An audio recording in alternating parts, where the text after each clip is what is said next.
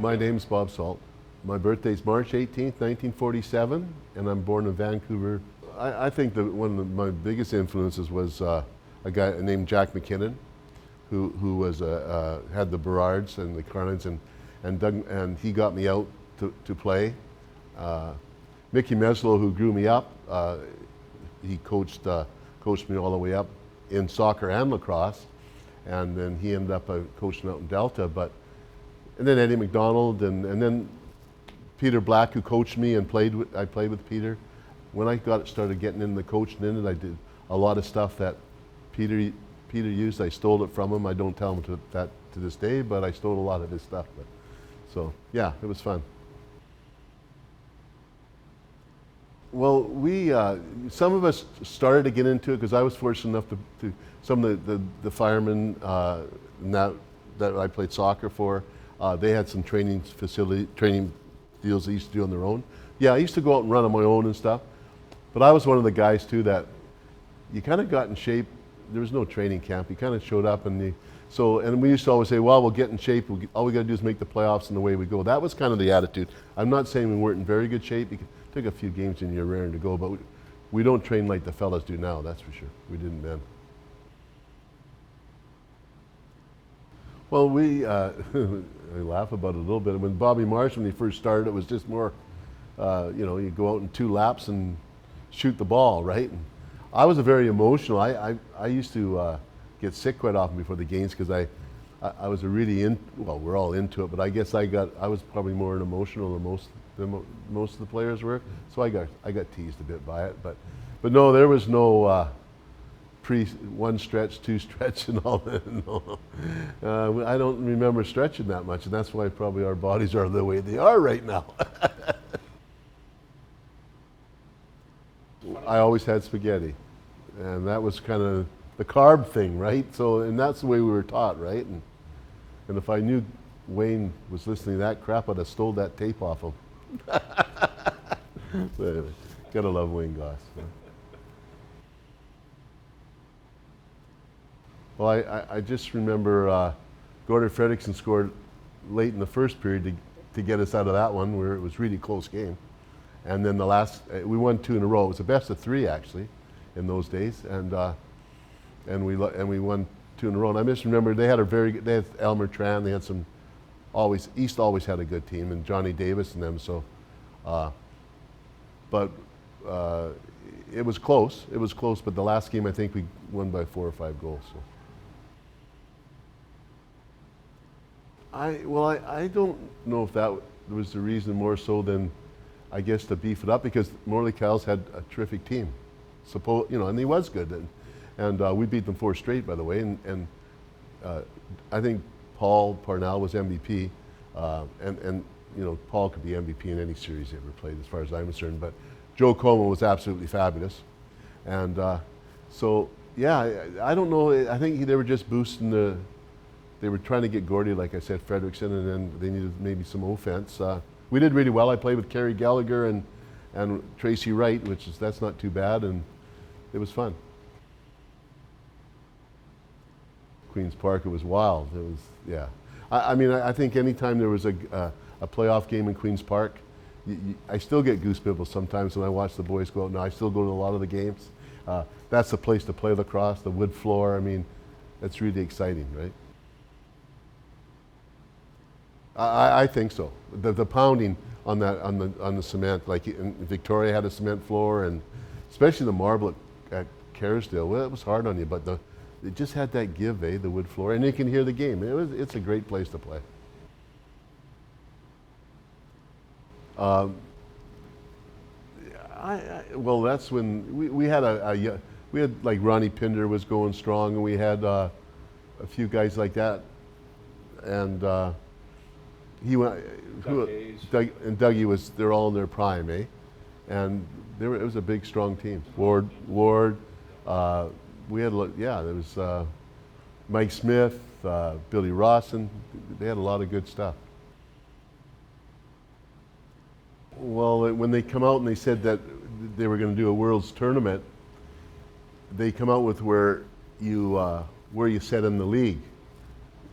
One team from the West 2 from the East, the Native, and the USA. So that's kind of the format was. So then we had to decide, are we going to go for it in the league? Because you had to win first place. Bellies had a very good team, always, as you know.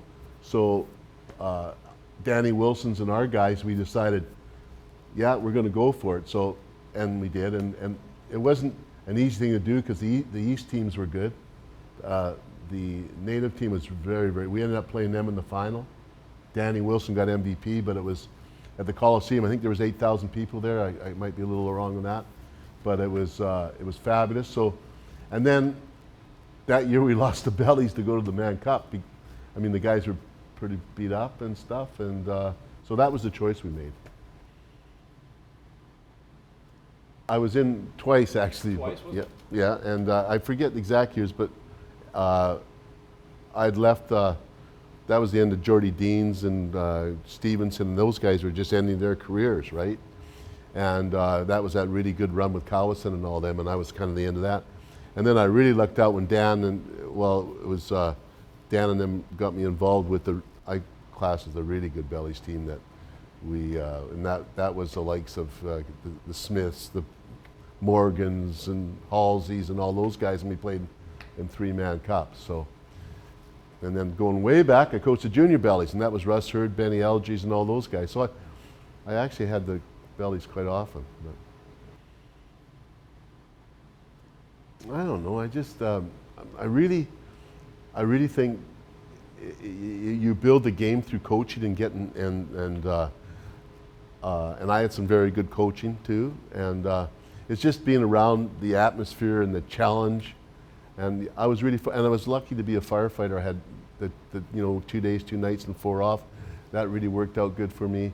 And I just loved working with them. I mean, I remember when Benny Alges and they were 16 years old, they all come in there, and Tony Malcolm and all those guys. I mean, you see them go all the way through, and Russ Hurd, and I'm so proud of a lot. And then now I watch Hawkesby still play, and that, and some of the good ones like Craig Conn, he got hurt and never really, I think he only played 1 Mann Cup with us. So, but I was very fortunate to have so many good players, really lucky.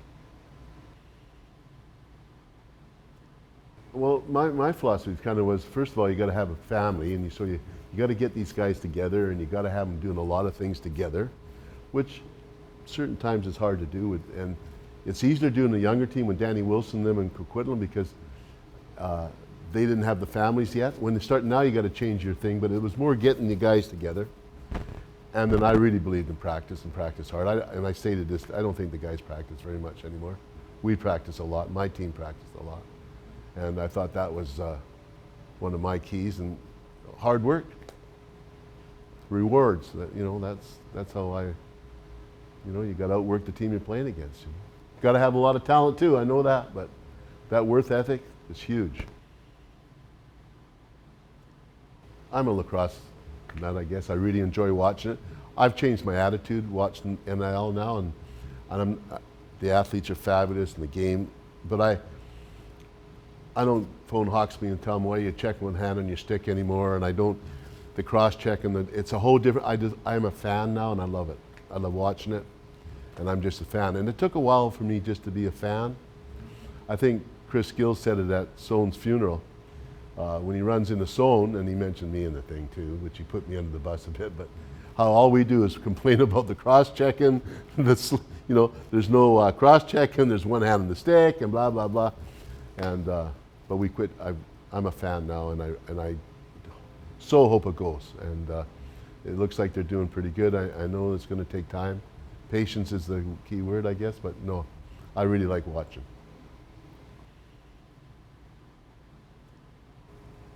I think winning the Mann Cup in '75, I think it was '75 when we won it. Was it '75? Right? Yeah, I think that was a big, because that was exciting and kind of was our team. It wasn't, and the first one I was on with, I was a rookie, or one, and it wasn't, that was our team kind of thing. The Smiths and Pinders and all of us, and so that was exciting.